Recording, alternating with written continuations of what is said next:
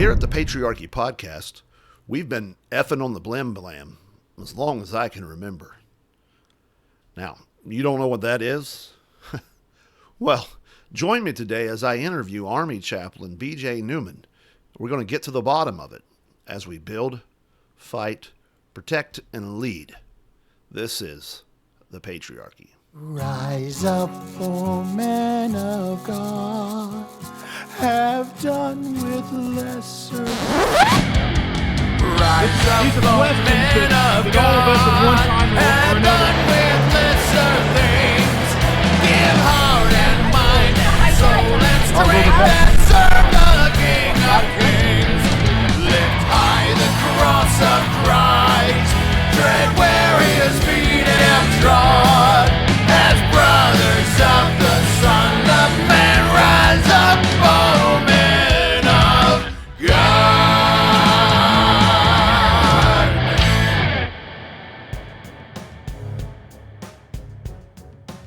Do not fret because of evildoers.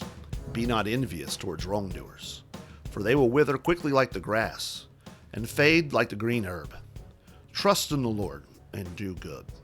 Dwell in the land and cultivate faithfulness. That was Psalm 31, verses 1 through 3. I am Pastor Joseph Spurgeon, and you are listening to the Patriarchy Podcast, ministry of Sovereign King Church. I want to read to you one more verse as we begin today. This comes from 1 Samuel chapter 16.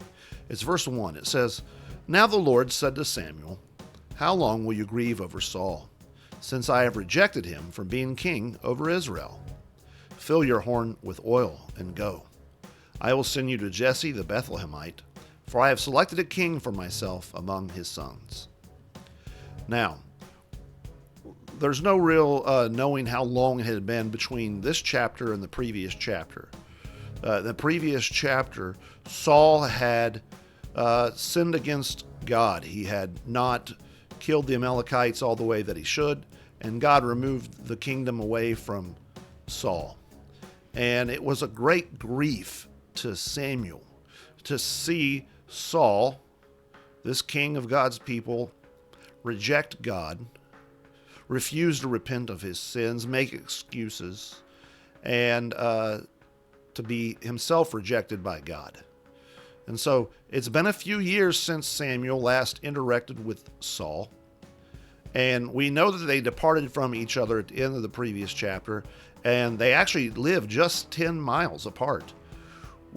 And in the previous chapter, at the very end, it said that Saul never saw Samuel until the end of his life. And so you can imagine how grievous this is. Like, they're only 10 miles apart, they don't see each other, and Samuel has been grieving over Saul. And God comes to him and says, How long will you grieve over Saul, since I have rejected him from being king over Israel? You got work to do, Samuel. I'm going to send you to go anoint someone else. I'm going to have a king that I select for myself, is what God is saying. You know, the godly man does grieve over the sins of those around him. It grieves him when those who are supposed to lead God's people, for example, fall into sin. Like if you hear about a pastor, maybe he's been faithful, and now he falls into sin, and then he begins to reject the truths of God's word. It is a great grief. It's a grief when we hear about friends that we once thought were faithful, and they slowly grow cold to the truth. It's a grief when any professing Christian turns his back on the truth. It ought to grieve us when we see our nation turn its back on God. Isn't that a grief? Our sin grieves God, and it was a grief to Samuel.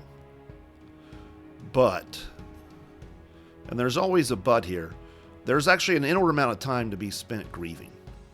God would not have us give ourselves to grief. We are meant to live in joy, and we're meant to live faithfully.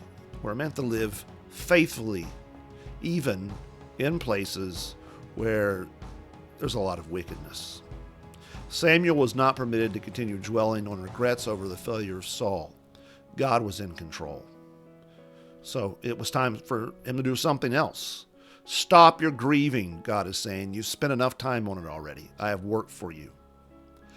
Now, we need to be those who grieve over sin and the sin of others. We grieve over those who apostatize and those who don't follow the Lord.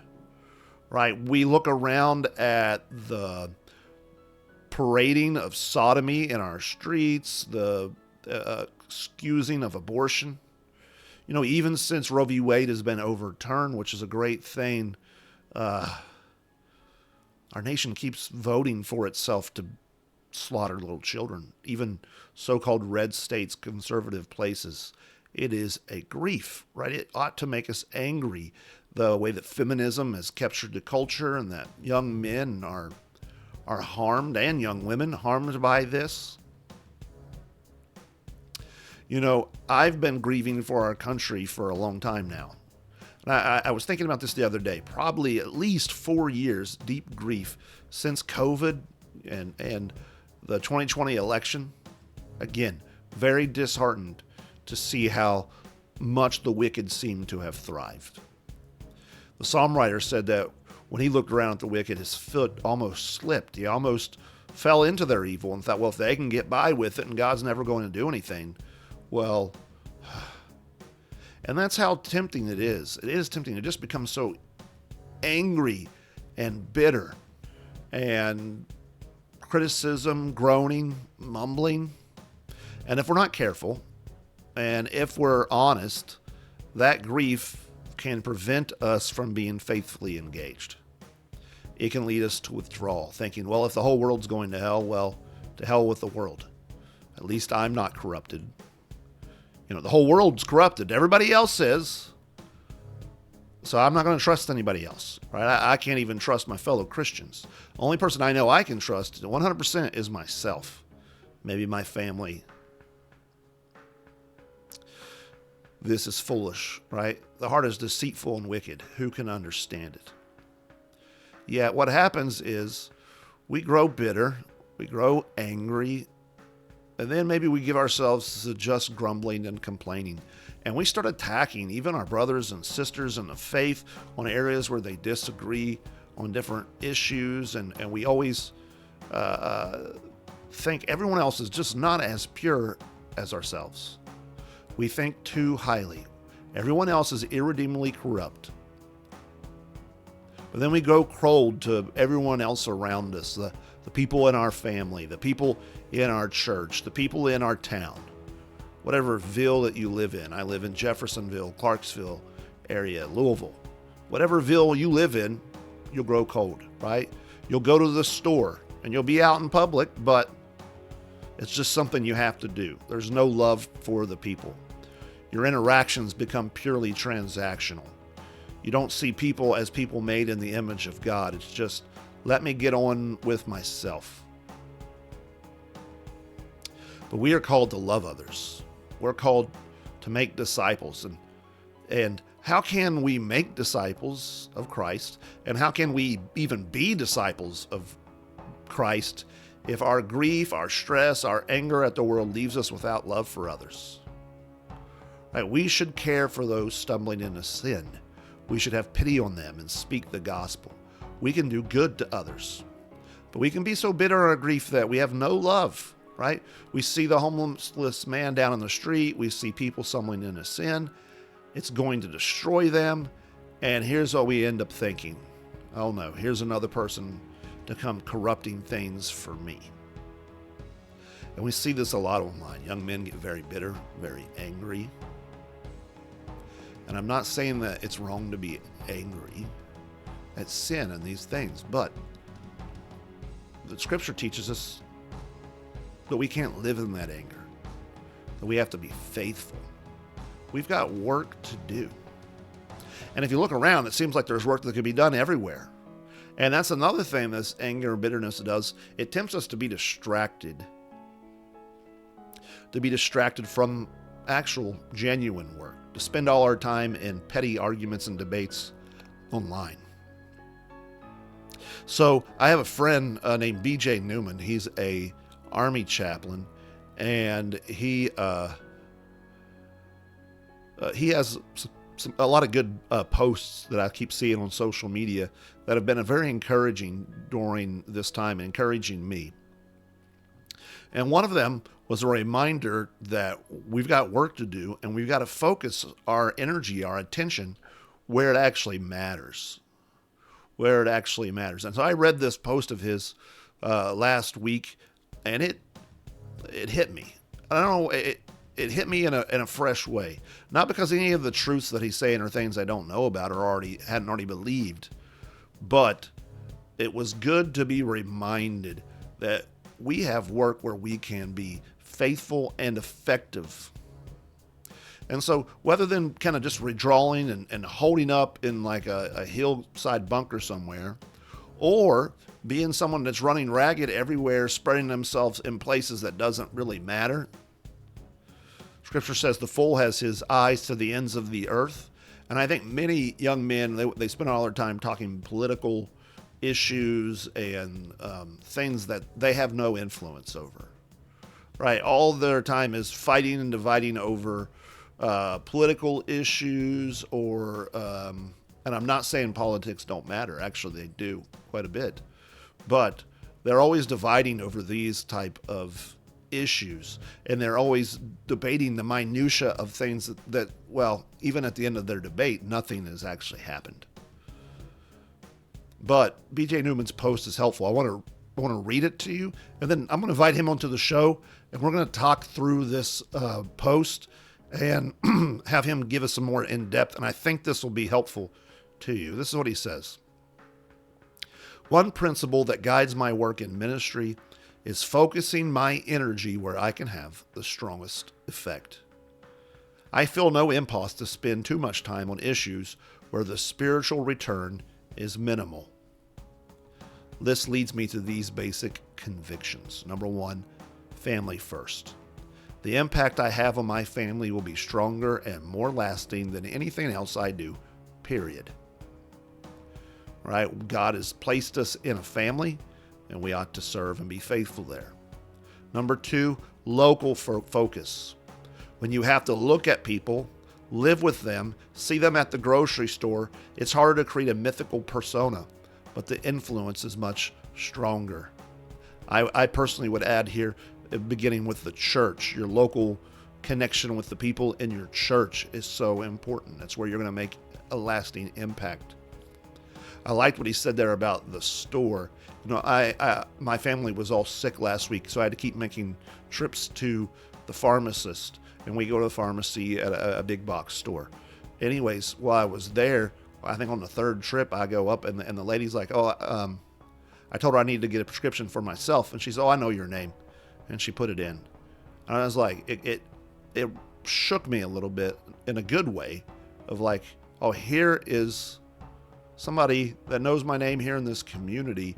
I think we're again tempting to go to the store. We just see people as kind of things for transactions, or they are pawns to be used at best. Otherwise, they're things that get in our way. And it kind of just snapped me out of that. And here's a real genuine person. And these are people around me that I actually can have an influence on.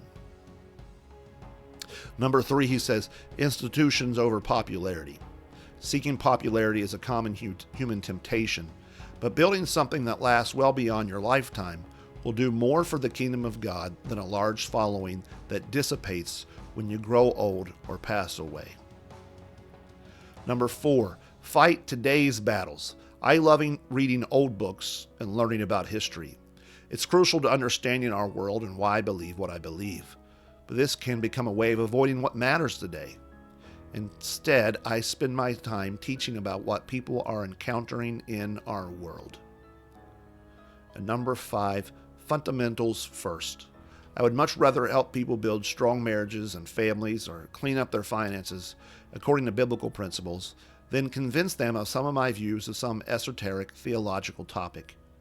Many churches spend tons of energy on topics that help people gain knowledge, while their personal lives are a disaster. He says, by God's grace, I want to help grow the kingdom. How we spend our time, energy, and money is crucial to this task. So again, I thought this post was very helpful. reminding us to put our time and our energy into things where we have an impact. God expects us to have an impact, to be salt and light. He expects that of us. And I think we're tempted to be so angry, so bitter, so grieving over what happens in our culture, what happens in even in a broader church, that we forget we actually have work to do. And so we can spend all of our time on things that don't matter, in arguments about things we have no influence on, or we can hole ourselves up somewhere and I think it's just going to be me and maybe my family out in the woods somewhere, and we're just going to hold ourselves off from the world. And this post, while it does have a focus on localism and our family, it's not the hole up and be a prepper, nor is it waste your time in endless debates over small matters that don't work, that aren't practical, that have no outworking for us. Well, I'm going to have him come on the show now. I think you're going to enjoy our interview. This was very helpful, very encouraging to me, and I hope this will be encouraging to you. Welcome back to the Patriarchy Podcast. I am here with my guest, B.J. Newman. B.J. Newman is an Air Force chaplain and an ordained Presbyterian minister. He was a local church pastor for several years, and he's presently involved in the work of church planting. Prior to ministry, BJ worked as an intelligence analyst and translator for the Air Force and a high school English teacher. He lives in Xenia, Ohio. Is that how you say that? It is. With his wife and 4 children, where he enjoys hunting, fishing, coaching baseball, and reading old books. Man, is there anything else you don't do? Yes, I am plenty busy with that project, and that's more than enough to keep me occupied. All right. Well, welcome to the Patriarchy Podcast. Good to have you here. Thanks for the invitation, brother. Hey, I wanted to have you on because, well, I came up and spoke at an event, and we met there, and I was encouraged by your talk at that event. This was back. When was that? I think it was fall time. Yeah, it was back in October, I think, and it was in a local church here, Wilmington Reformed Church. It's an OPC church, and I'm friends with the pastor there, Matt Joyner. Yeah, and it was a men's event. In fact, Matt Joyner came on the show before, and we talked about his background from Eastern Orthodoxy and how he became Reformed. But so we had a men's event there, and since then I've been paying attention to your Facebook posts or your social media stuff. And recently you had a very good post that was going on with something I've been thinking about as how can we be effective men? You know, there are lots of debates going on right now. And so maybe before we even get to the main topic, let me just ask you this question. I asked you before off air, but I'll ask you now. So are you down with effing on the blim blam? I am always down with effing on the blim blam, brother. That's my weekend project, is effing on the blim blam. Joseph, I got to be honest with you, man. I saw that pop up and I was like, I have no idea what's going on. So I texted a few folks who I thought might know, and they were like, I don't know, something about Doug Wilson. And I was like, oh boy. Okay. So I have no idea. And I spent probably about 30 minutes trying to figure this out. And then I went, you know what? This is not worth my time. I don't care. Exactly. From what I gather, it's there was this back and forth about Jews and stuff going on with that. And that's been this huge debate going on in social media, different people on the right, people that I agree with on a lot of issues. And yet there's this debate over Jews. Obviously, there's the larger debate in the church over dispensationalism, those things. But Doug Wilson has kind of got himself in the crosshairs with that. And so we had this little article, and I think he was trying to mock the people that were going too hard at the Jews. And yet nobody knows what the effing on the blim blam he means about it. And I've seen all these memes about it. And I bring it up because what's your take on this? Here we go. You're an Air Force chaplain. We'll get you right off the bat, right? What's your take on the Jewish question and and what's going on with all that and that kind of thing. Yes, this is I think bait to get me canceled is what this is, Brother Joseph. So I guess I'll say it this way, just in keeping with the theme of the podcast. If you came to me and asked me what is my opinion on dispensationalism, I have a very well thought out, take. I'm a Westminster Presbyterian, so I'm not a dispensationalist. If you ask me what I think about Israel's current invasion of Gaza, I'm regularly getting monthly updates with a classification level above the norm, and so I'm hearing a lot about it from an intelligence and foreign policy standpoint. And so, if you ask me what my opinion is, I have one. But here's my whole thinking about when I see stuff like that pop up on social media: is I have 24 hours in a day, and I have only so much bandwidth in my head, and I have to ask myself, what is the return on investment if I take the time to pick up this? Do I think it's wrong to talk about stuff like this? No, I don't. I mean, I think it grows us as men to engage in ideas. And I think the clash back and forth is really helpful for fine tuning things. I'll give one example. Because this discussion of, Doug Wilson's, I think, published a book and a documentary, and that's why everybody's talking about it, came up. I decided I was going to do a little bit more digging on, there's a question within Reformed theology about whether or not Paul's language in Romans 11 means that there's the hope of a sort of revival or return of the Jewish people sort of as a whole back into the olive branch. And so I just decided, hey, I want to, sharpen up a little bit on that. And I listened to a discussion that he had done back in No Quarter November. I can't remember exactly when it all was, but Pastor Andrew Isker was on there. And he said that he took a preterist view of Romans 11. And I was like, I've never heard of this before. So, okay, why do I bring that up? Because there is a place for us to sharpen our thinking. And so now I'm going to think about that. I'm going to investigate that a little bit. But in the big picture of things, I'm a chaplain in the Ohio Guard. And I am in the process of working on a church plant here locally. I'm working with East River Church and Pastor Michael Foster. I have a family, and I have things that I need to do that in the end I judge to be more important for my time, for my brain space. So I think that's kind of the posture that I take with some of these questions is as I start seeing it, I do think these discussions are important. I do think it grows us intellectually, and it grows us in terms of our masculine ability to think and to debate by engaging in some of these places. But at the end of the day, I've got only so much time and so much brain space, and I want to put it where it matters most. And so that makes me want to contextualize things. How many people do I minister to in my National Guard wing even have a clue that this discussion is happening? Very, very few. How many people in my church plant have any desire to engage this discussion? Probably none of them.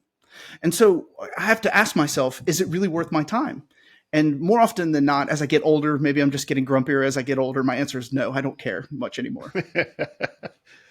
Well, that's what's helpful here, man, is I think social media stirs us up with the flavor of the week, the outrage. It's like a 1984 with the seconds of hate, whatever. I can't remember how many seconds it was, or the minute of hate that you had to do. And it's always something every week. And it's very easy for, I think, men to get sidetracked. I don't see a whole lot of women, at least, they get sidetracked in the other things. There's other things that distract from their work, but they're not debating. I've never heard women sit around debating the Jewish question or something like that, right? If you've ever found the neck of the internet called the mommy blogs, you know that it happens on the female side as well. Yeah, on different issues. Yes. They're just not as autistic, maybe, as it's more like it's more about essential oils and stuff like that. But so I agree that these things can be helpful. There's nothing forbidden with having discussions, though. Scripture tells us to be careful of endless strife, Titus 3:9, but avoid foolish controversies, genealogies, and strife, disputes about the law, for they're unprofitable and worthless. And one of the things I think that God's growing me in, and it sounds like working with you, is I want to be profitable. I want to be found to be a profitable servant. So that's transition. We're done talking about the Jewish question and flim flams and all that stuff.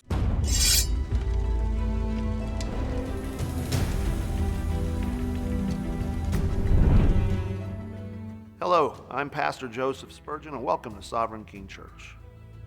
Here at Sovereign King Church, we exist because our King Jesus Christ has called us out of darkness into the light. When we were sinners, struggling, unable to fend for ourselves against our enemies, God sent his Son and rescued us. And so we exist because of Jesus. Jesus is the sovereign King. We exist to confess that Jesus Christ is King. And we're going to proclaim that Jesus Christ is King to all the world. And therefore, we're going to also build our lives, construct our lives on what Christ has done for us, and construct our lives on the commands of our King. Wherever you're at in your spiritual journey, there's a place here for you. You don't have to agree with all of the things that we preach here. So wherever you're at and how you know God and who you know him to be as the scriptures command, there's a place for you here, because we're all going to get from one level of glory to the next. All of us started out from a bare bones foundation, and we've grown. There's a place for you to serve in Sovereign King Church.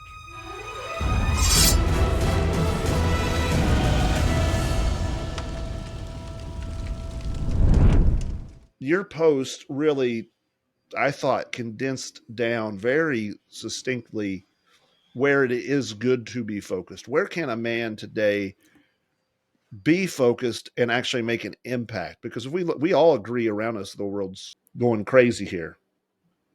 It's another thing for us to know what to do, how to make an impact. So you've kind of gave the big principle there, which is determine your highest priority and execute, right? So you then said in your post, I don't know if people have seen it, I'll maybe put it in the show notes. This led you to some basic convictions. So let's move more specific application now. Focus where you can actually make an impact, where you get your return. Walk me through then your principles thinking through that. What are those?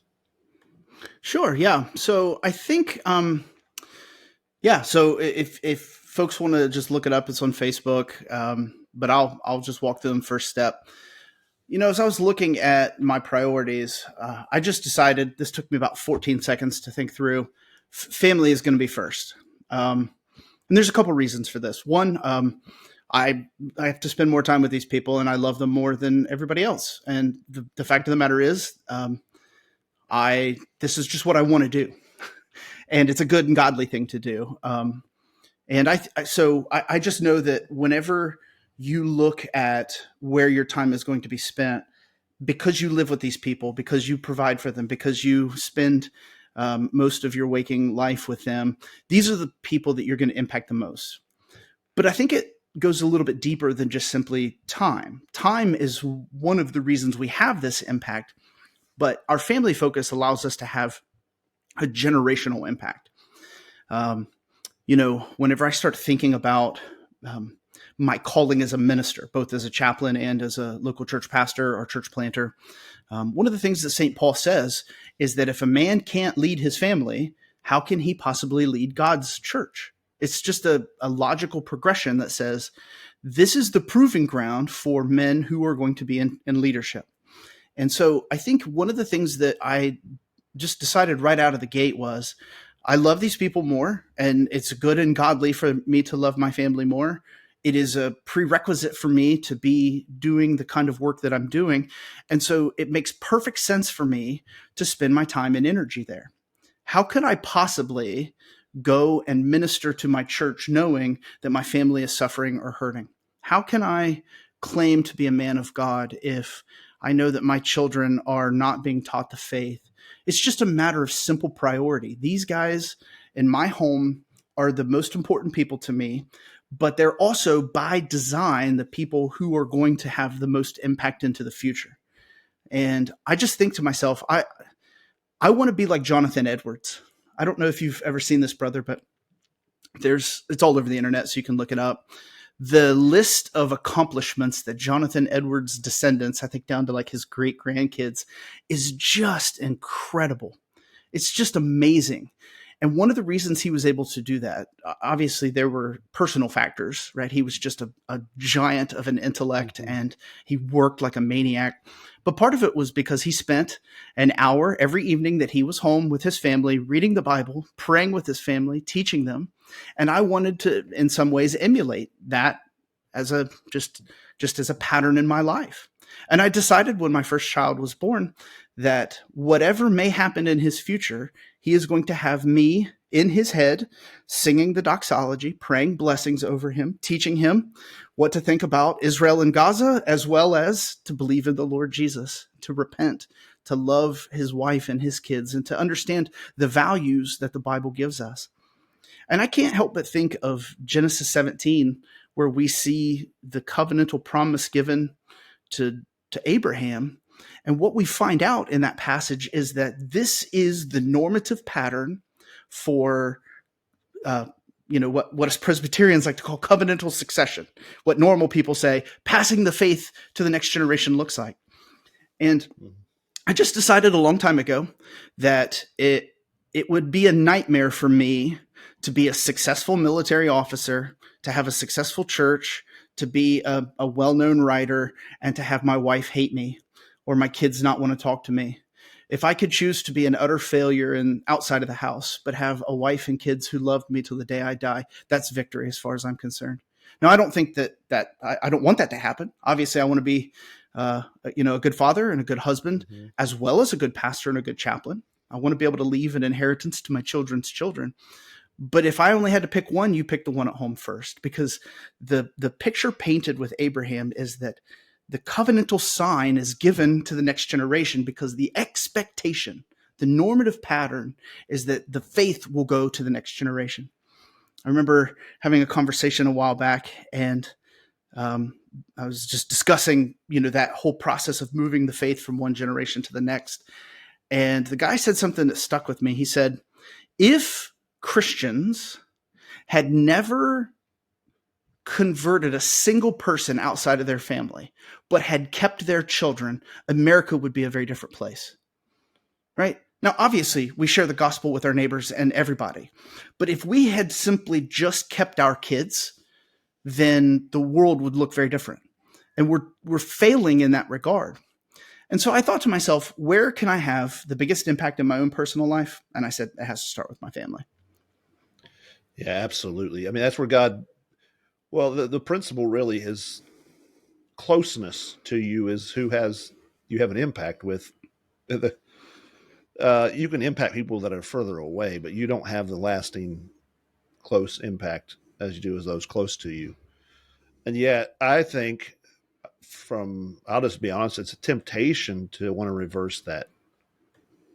How do you overcome that? So, because do you understand what I'm saying? There's this temptation, I got to put all my attention outside of those close to me. A lot of it comes in these arguments and these things to the neglect of those close.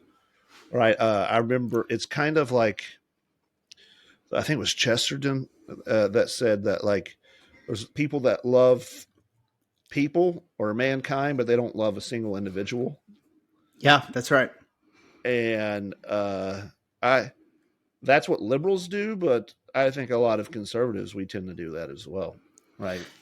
Yeah. I mean, I think there's a couple of things at work in what you described there. I mean, I totally agree that there is this temptation to want to go out and to try to impact out. And part of that is because I think there's two things at play. The first one is you don't have to have near the personal investment with people out there.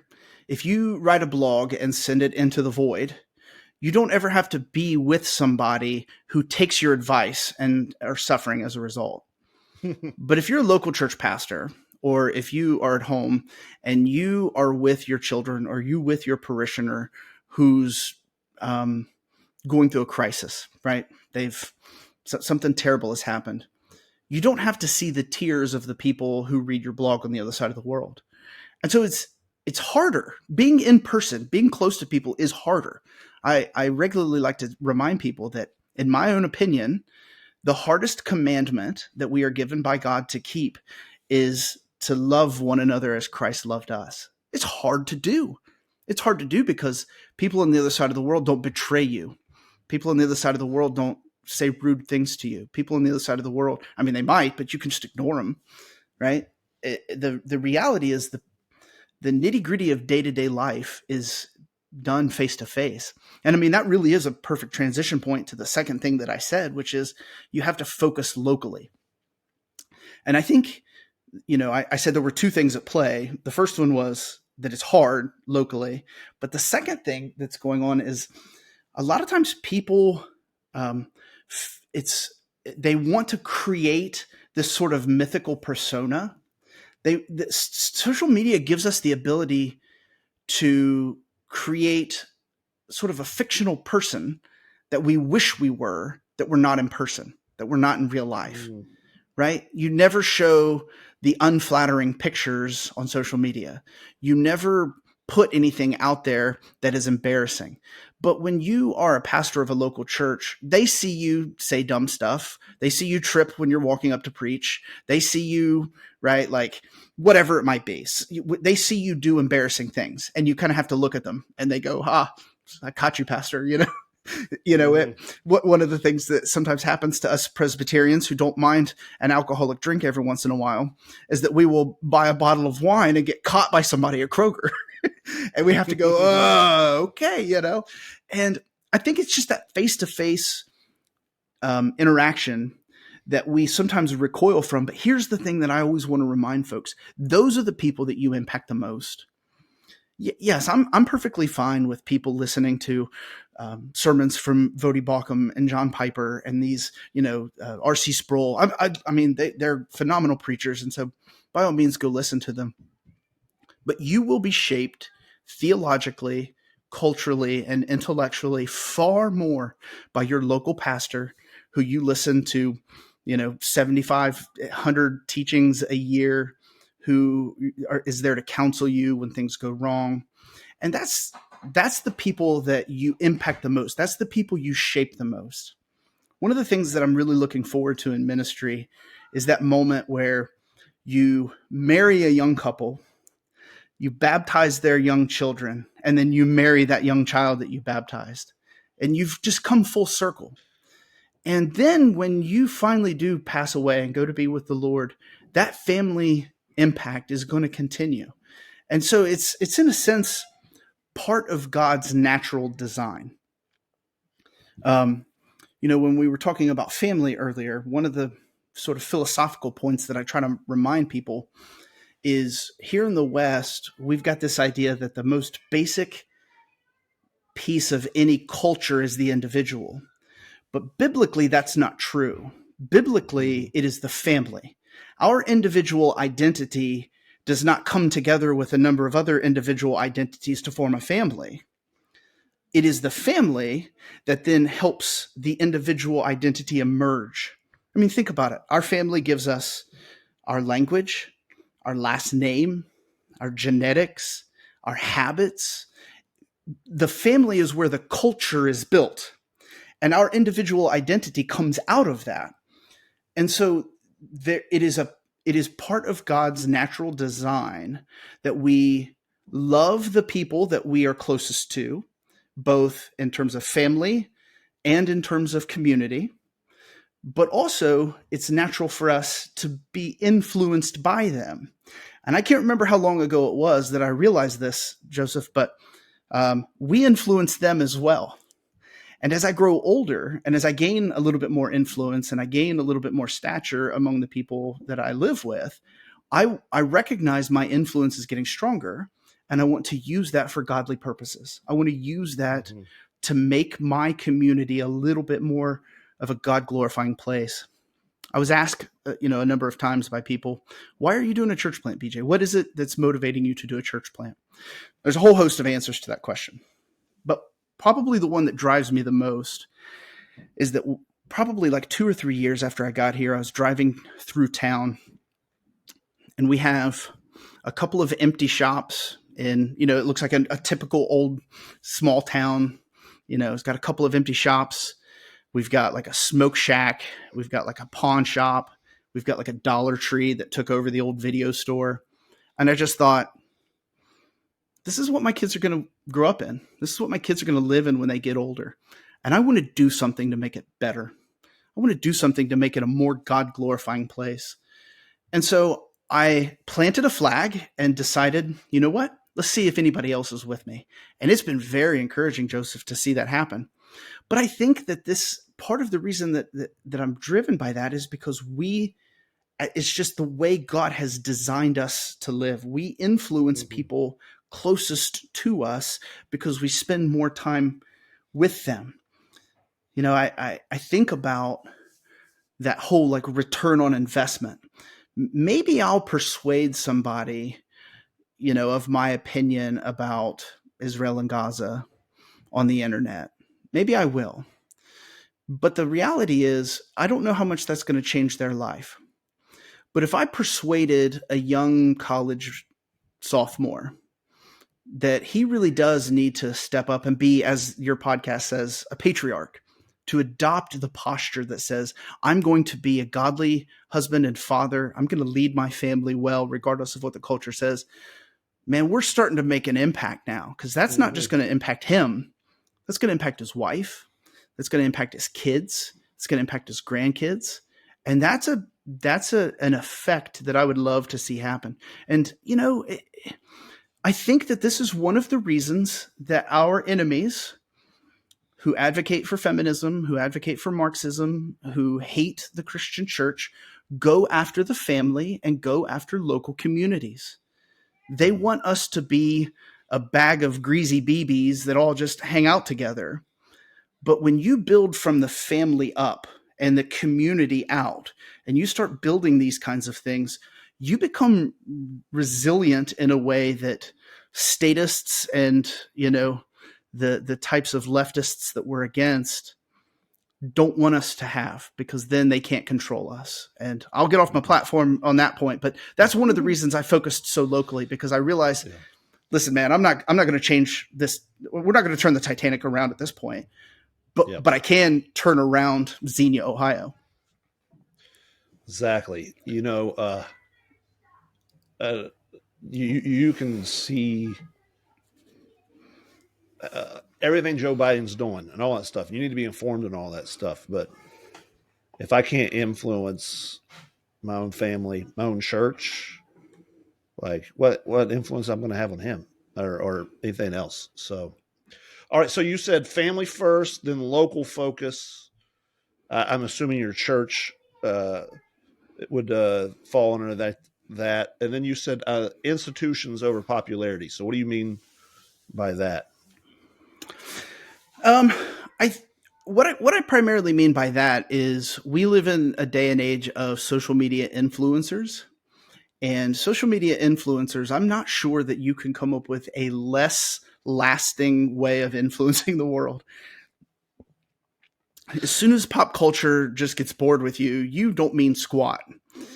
Even if you become really famous, as soon as you die, if you haven't left anything behind, then it's going to go away.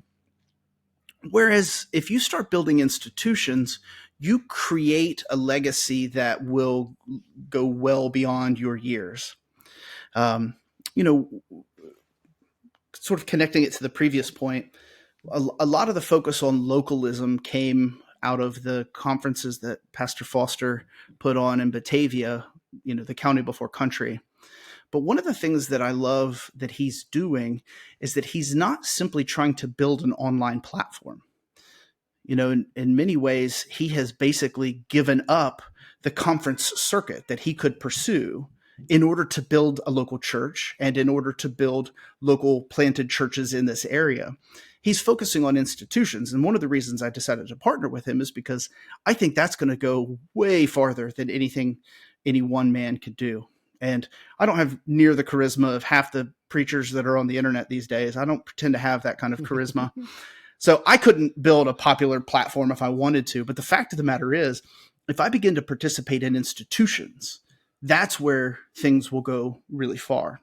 And I'll tell you where I got a lot of that from County Before Country, but it really started to sink in even before that when I was a public school teacher.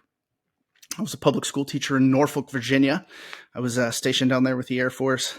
And as a National Guardsman, you have a civilian job and you work part-time for the military. And my full-time job was as a public teacher. And here I am, a short, chubby white boy from Southern Ohio, and I'm in this super urban context. It's like 65% Black, it's like 20% Hispanic, and then a mix of, Asian and white and everything else. So I'm a minority there. And it was just a really interesting experience. But here's what I found out. I was able to plug in as an English teacher. I have an English degree, and I was teaching English. And I was able to impact these kids without having to build anything. I just showed up with an English degree and they needed a teacher. And so here you go. And I spent 6 years teaching them how to read Shakespeare and how to write. I spent an awful lot of time talking about the Bible, even though I was warned that I need to back off. I didn't heed that. I just ignored them. It was a public school. So, and I'm not a fan of the public school. I think the public school is a disaster. I think it has been the mechanism whereby so much of leftist and secular thought has taken our kids from us. And what that speaks to is the power of institution. What that speaks to is the power of an organization being able to propagate itself in powerful ways. Because what an institution does is it allows for specialization. You don't have to do all things for all people. I just was frankly a kid that liked to read. I enjoyed good literature. I enjoyed reading some Shakespeare and some Dostoevsky and some Steinbeck. I like poetry. And I got to spend time influencing the next generation. And because I was a faithful Christian, I was able to use that platform in ways to grow the kingdom, to help them to learn how to think more deeply. And that opportunity would not have been given to me without the institution of the public school. And so what I want to encourage folks to do is to say, okay, how can we, if we're going to think generationally, if we're going to think in terms of families passing the faith on to the next generation, what can we be building in terms of our communities that will live past us? Mm-hmm. And I think I'll just point to 4 different things. I think planting churches is going to be crucial. I think building schools has to be a part of this. I think building publishing houses, or maybe a better word would be like content platforms, right, where we're able to record in perpetuity into future generations content that they can then consume. But then also, I think community businesses are a part of this. This is something that a lot of evangelicals have a hard time with. Our sort of latent Gnosticism gets in our way, and we think earning money or building things for profit is somehow ungodly. But the reality is you can have a huge influence on community if you build a business. You can have a huge influence on your family if you build a business. You can have a huge you want to know how to get the local mayor's attention? Show up and say, hey, I'm going to bring 20 jobs to your city, right? You will have an impact. And so if we can learn how to do that, it begins a perpetuating cycle. It becomes a process of moving along. And well, let me ask you, sorry, I don't mean to interrupt you here. Nope. But no, I'm going to play devil's advocate. So, okay. By all means, go for it. Well, it's twofold. Okay. We keep building stuff. It keeps getting destroyed, getting taken over.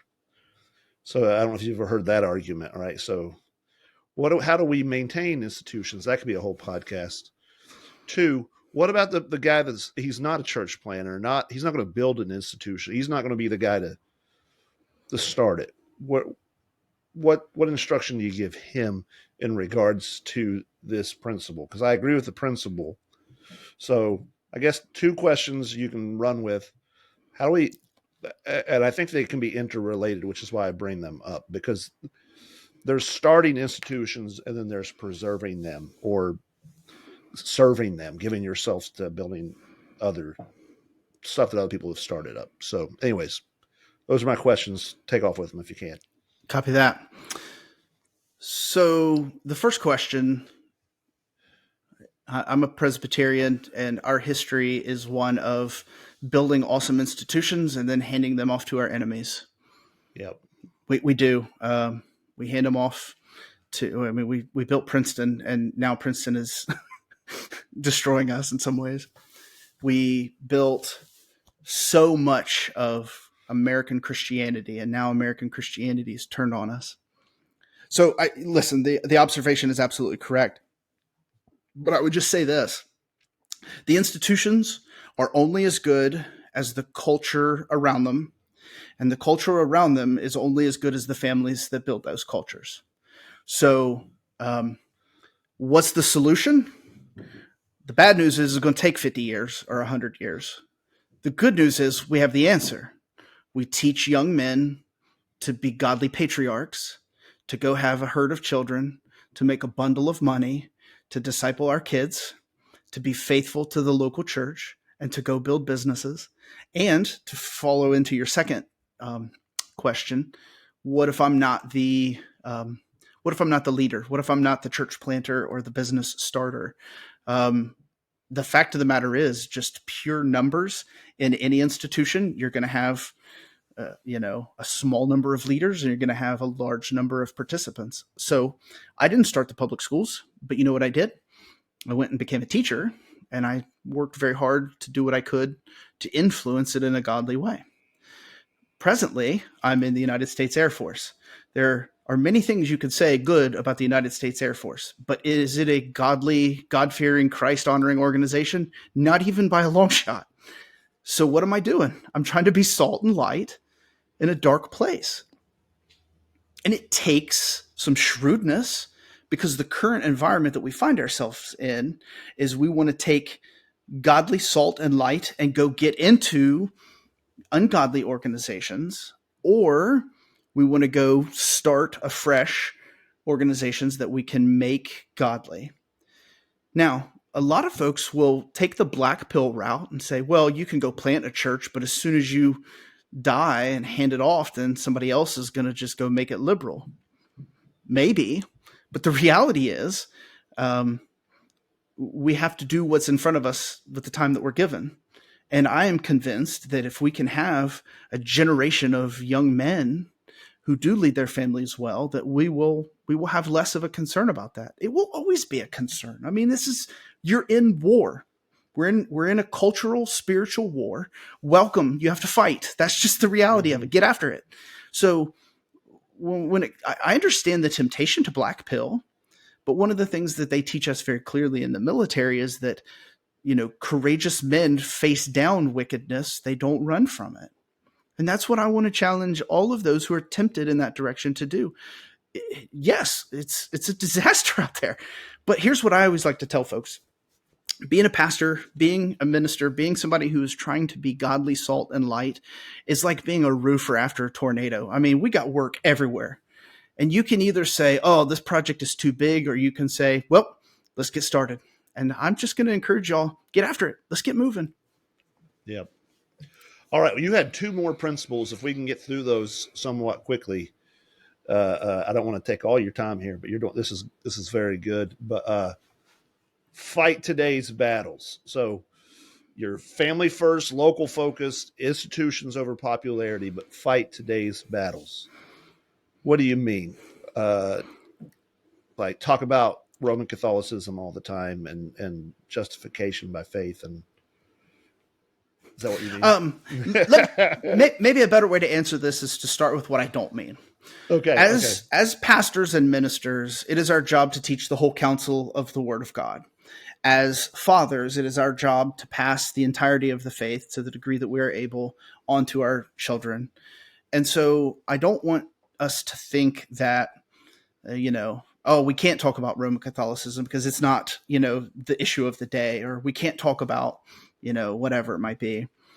But there is a temptation among two groups, really.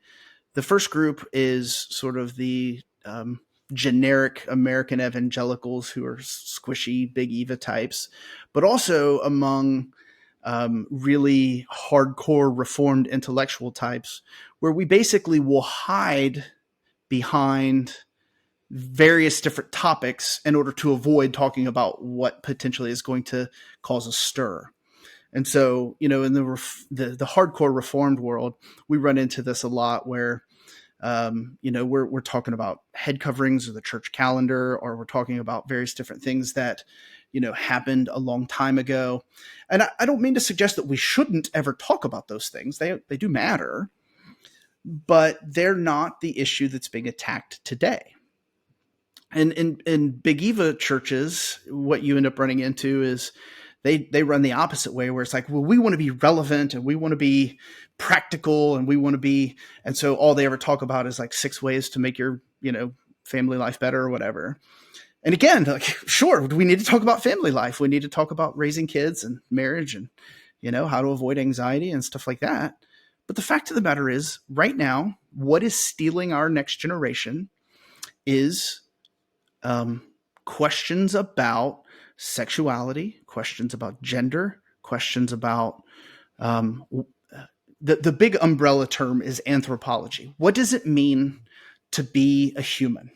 Think of any topic right now that would get you potentially canceled, right? If you talk about, trannies, if you talk about homosexuality, if you talk about marriage, if you talk about gender roles, if you talk about education, if you have strong opinions about homeschooling or sex ed, if you talk about medical stuff, right, that'll get you canceled too in the days of COVID. All of these, to one degree or another, are related to the question of what does it mean to be a human being? What is a human and what is a human for? And when you as a Christian start answering that question, you will say, we're made in the image of God, therefore you can't destroy them in the womb. You are made male and female, therefore you have different natures. You sin differently. And when you are in a marriage, you have to work differently. You play different roles. And when you discipline a child, humans are innately sinful. Therefore, you have to use corporal punishment. You have to use it in a godly way, but you have to use it. And all of those, and again, one way or another, connect back to the question of, who are we as humans? And the reason for that is because, long ago we lost the battle of Darwinism, creation and evolution. We are all Darwinists now. We all treat each other, unfortunately, like we're just animals. Mm-hmm. And that the downstream effects of all of this are that we have forgotten who we are and what we are supposed to be doing.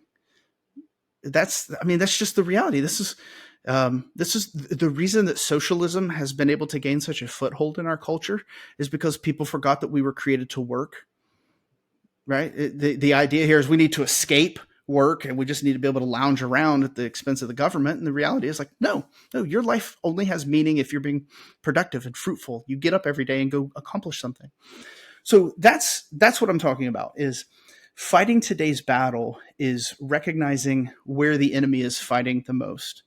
And, we have in the Air Force and the military as a whole, right? The wars of the Middle East are basically non-existent now, right? We're not involved in them. So we need to figure out how to move on. We need to figure out where the next front is. We need to learn how to modernize our military. And in many ways, we need to learn how to do that as well. I know there's a quote from Luther that floats around the internet, or it's supposedly from Luther. I don't know if he actually said it. There's a lot of fake Luther quotes out there. Maybe Abraham Lincoln, I think.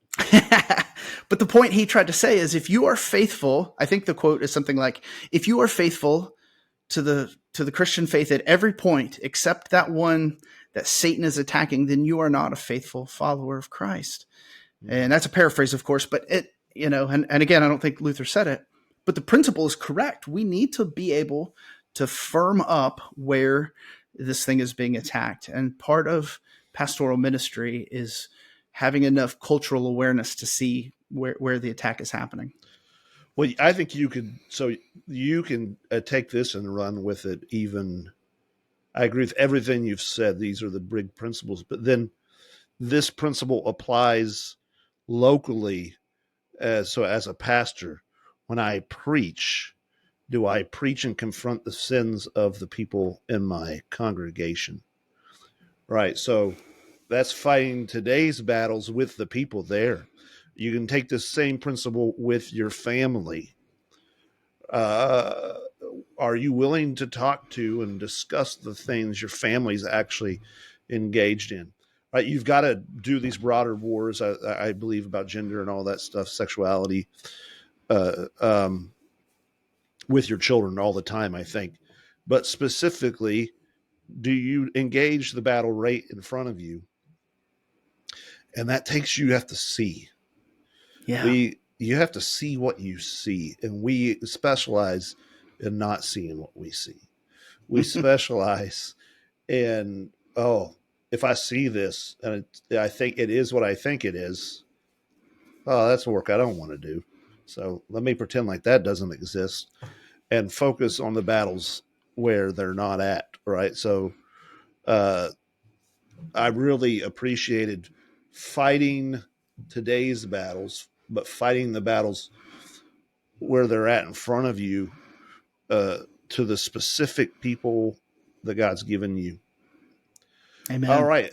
And then your last principle then here, I think is important as well, which is you deal with the most extreme things first, right? Yes, that's right. You deal with the little skinny thing, like the somebody told me he called it the skinny branches of theology. I had a friend that would call it that, right? The most important thing is to deal with head coverings and those things, and then you get to the gospel. No, actually, your principle is fundamentals first. Fundamentals first. So explain that. What do you mean by that?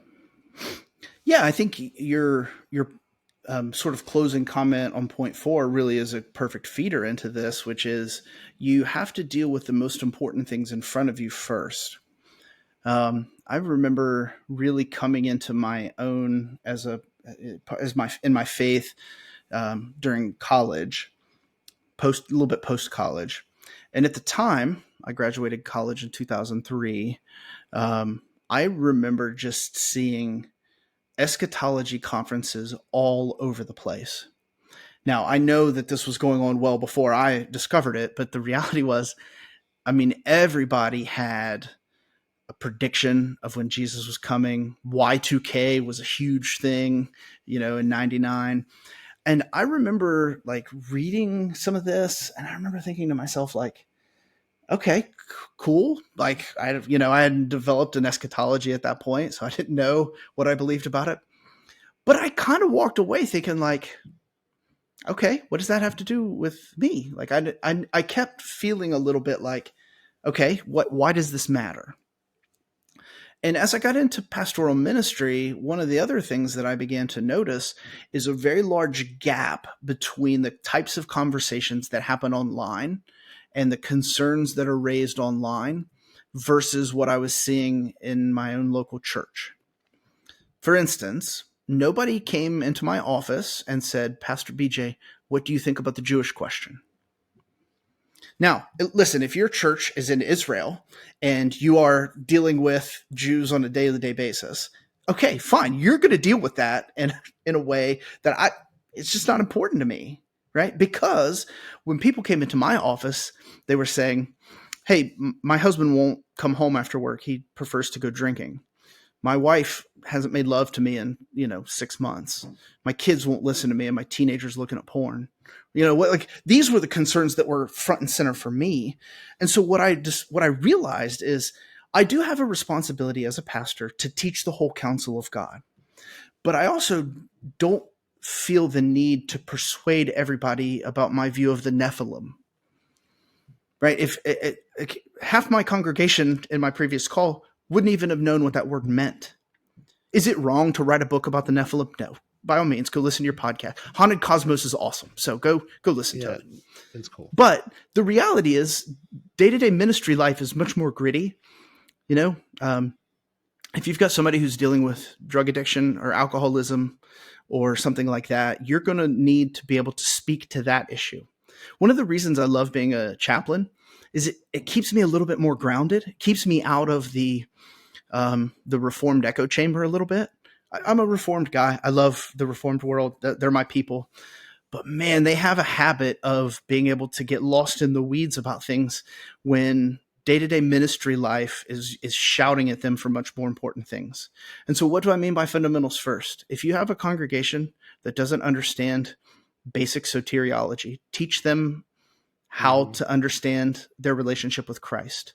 Teach them about baptism and the Lord's Supper. Teach them about the Sabbath and attending the necessity of attending worship. Teach them how to catechize their children. Teach them how to love their wives as Christ loved the church. Teach the women how to be submissive and respectful to their husbands in a way that's going to make the home a glorious place. And what I have found is if you get those parts correct, then the other stuff actually comes much more easily. You can sit around with a cigar and a sip of bourbon and have a good old discussion about head coverings or whatever it might be. But the more important issues are the ones that affect our day-to-day lives in a way that produces that greater fruit. The question I always ask myself is, if the fruits of the Spirit are love, joy, peace, patience, kindness, goodness, faithfulness, gentleness, self-control, is what I am doing producing that? And I love being able to have that practical outcome-driven thinking because the Bible gives it to us. Paul says, this is how we will know that you have the Spirit. You have the Spirit if your life is characterized by these kinds of things. And if you have perfect eschatology and you've convinced everybody about your view of the covenant, but they don't have those fruits of the Spirit, then guys, we're missing something. If your home is filled with strife and your kids just are not being obedient and you're getting a lot of back talk, then maybe let's not have another discussion about, whatever. Let's maybe figure out the heart of the issue. And so that's kind of where I'm at, is like, let's not degrade people for having these conversations, but let's definitely say, hey, let's make sure we have the more important things in place first. Hey, brother, this has been, I think, very encouraging and very helpful, just to sober us up, to remind us of the work that we have in front of us and to prioritize, to be engaged in where we can make an impact and the manner in doing so. I found your post very encouraging, and I'm convicted as I listen to this because I'm tempted to be out and doing the stuff that don't matter. I don't remember whoever said this. It was something like, I don't want to be good at accomplishing things that don't matter. Amen to that. Rather. Well, I appreciate your time. If our listeners wanted to get a hold of you, they had any questions about this, where would be a good way for them to get a hold of you? Sure thing. So probably the only social media that I have is on Facebook. So BJ Newman, and you'll see, my profile there. It's all pretty much public. So feel free to reach out to me there. Joseph, let me just add one quick final word before we go. Mm-hmm. I do have a lot of folks who will come to me and say, hey, BJ, you put this thing forward. I'm convicted, but I'm way off the base. What do I do? And I just want to encourage folks, like, when we say these kinds of things, our goal is to challenge you to take what you've got in front of you and just get moving in the right direction. If you've been chasing silliness for weeks and weeks, the best thing you can do is just start getting at it. There's no perfect time to start. Just wake up tomorrow morning and make it happen. But the key feature to all of it, and this is something that I try to emphasize throughout all of my ministries, is the Bible tells us that the joy of the Lord is our strength. And the thing that we really need to do is to be able to just have joy in the fight. The fight is a dark one. The culture war is a terrible one. But if we have joy when we're doing it, it makes all the difference in the world. And it will make our home life better, our local ministries better. It will help us build institutions better. And so smile, raise a glass, and remember, the joy of the Lord is our strength.